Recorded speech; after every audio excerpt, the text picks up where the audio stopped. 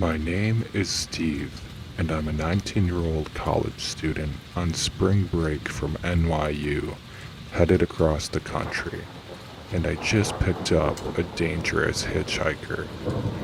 I was halfway across the country, headed back to Texas in my supercharged 1967 black on black Shelby GT Ford Mustang. She had 400 horsepower with 428 cubic inches of torque, and let me tell you, all 400 horses were galloping down that long stretch of road. My car was fluttering down the road like a butterfly, smooth and fast.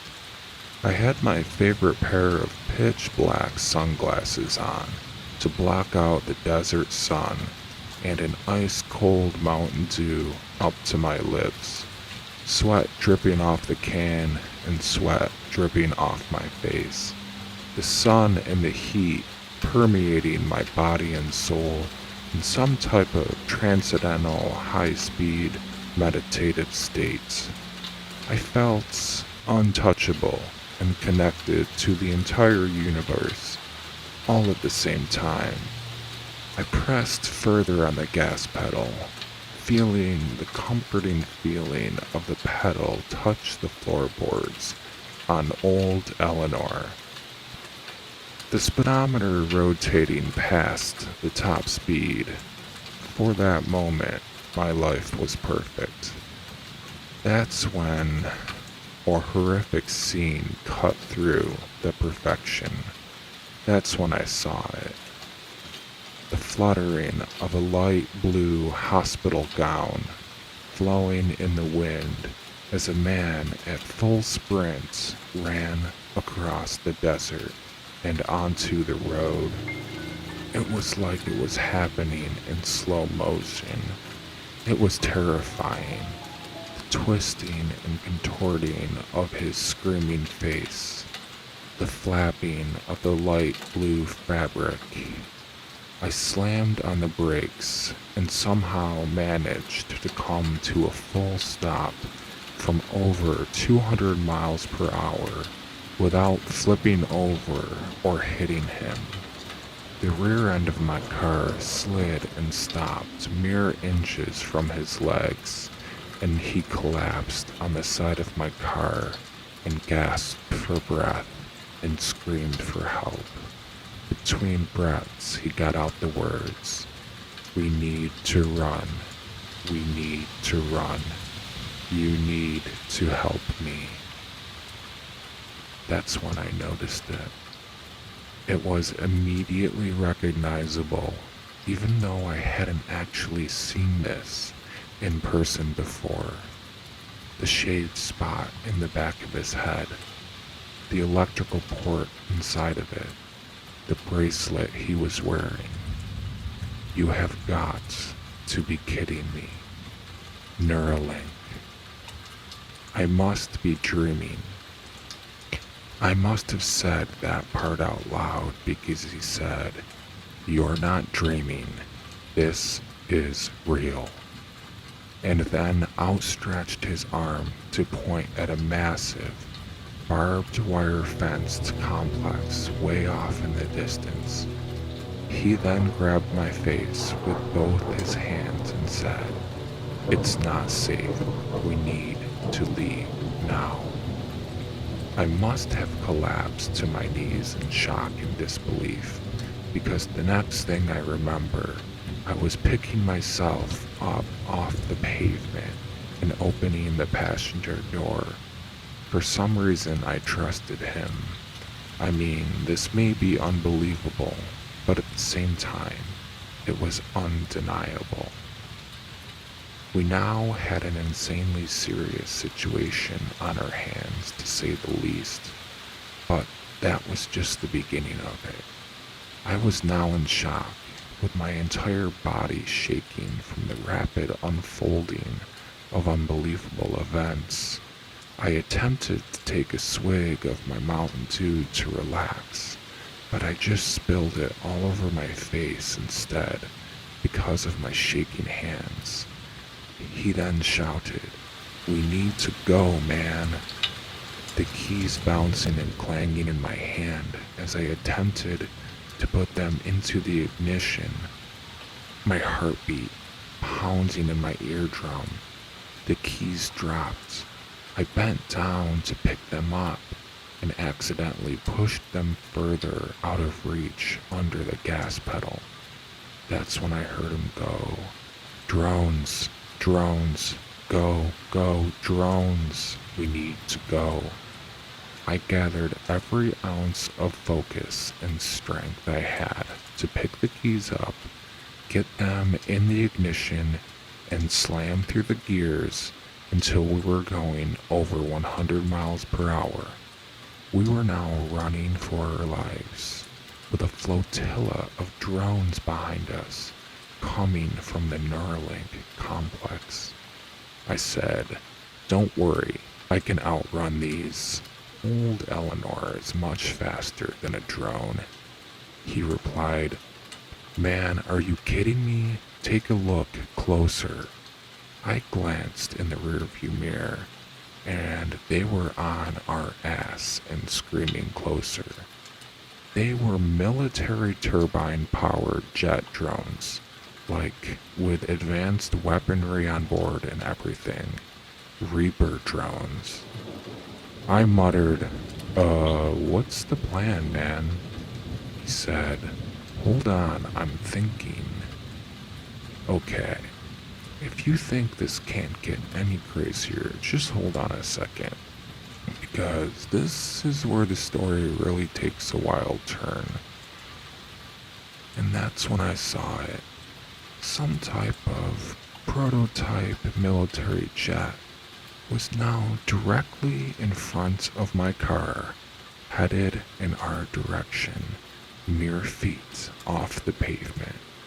It then scooped its nose upwards, and the air from underneath its belly pan pressed on my car so hard the frame of my car was sparking and grinding on the pavement.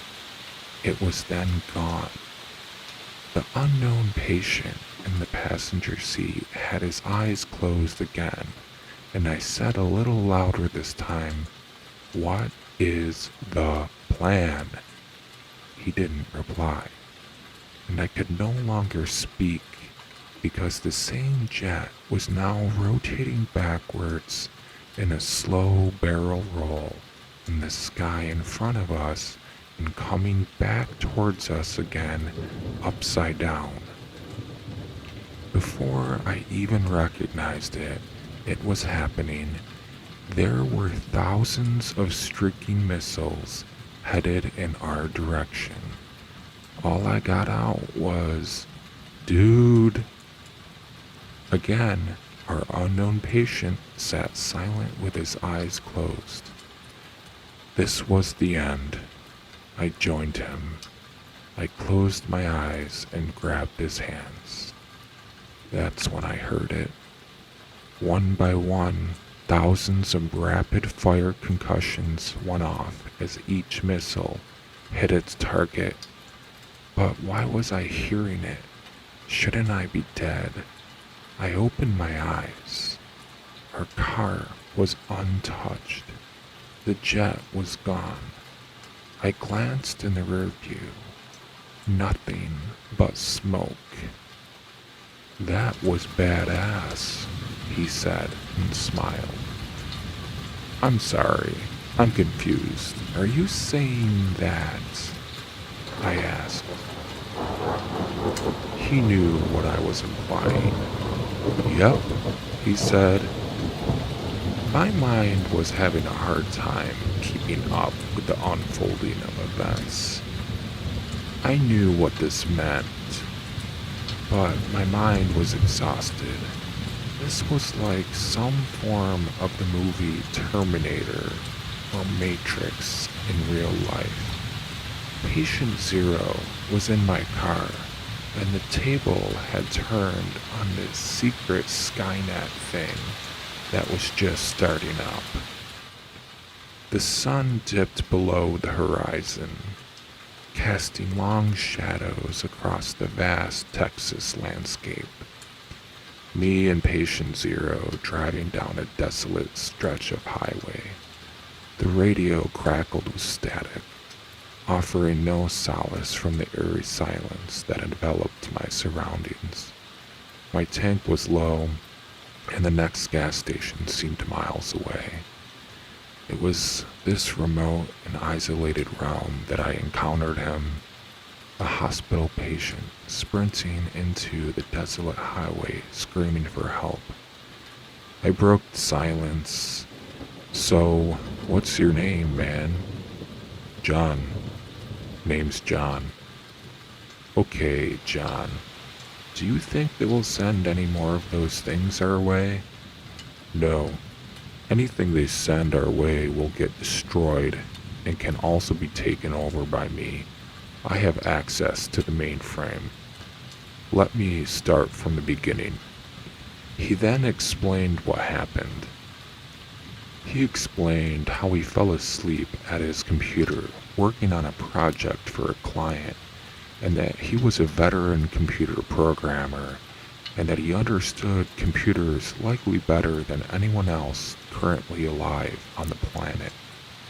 He went on about how he then woke up in the Neuralink facility, where he was told he had to sign a legally binding contract, and that upon signing it, he would gain access to an entirely new world that the rest of the world does not have access to. And that's why the transport to the Neuralink facility had to be so secretive. He laughed and explained how comical it was that they tried to put a positive spin on their kidnapping him. He then said he had no option, so he just signed the contract. Upon signing it, he said they immediately put me under some sleep gas, and the next thing he knew, he woke up connected to Neuralink. He said the thing they apparently didn't know is that I was a veteran software engineer and computer programmer, and that I was able to access the mainframe within 5 minutes of using the technology. And that's when I discovered the truth about Neuralink by accessing the mainframe. Neuralink is Skynet, and I have uploaded a self-destruction procedure into the mainframe disguised as file labeled 01A_333. The self-destruction procedure is already activated and will overheat all of the nuclear reactors powering the facility at midnight tonight. Also, I probably shouldn't have done it, but I tweeted a single photo of the facility to prove it existed, and I titled the post, "It's going to be lit tonight."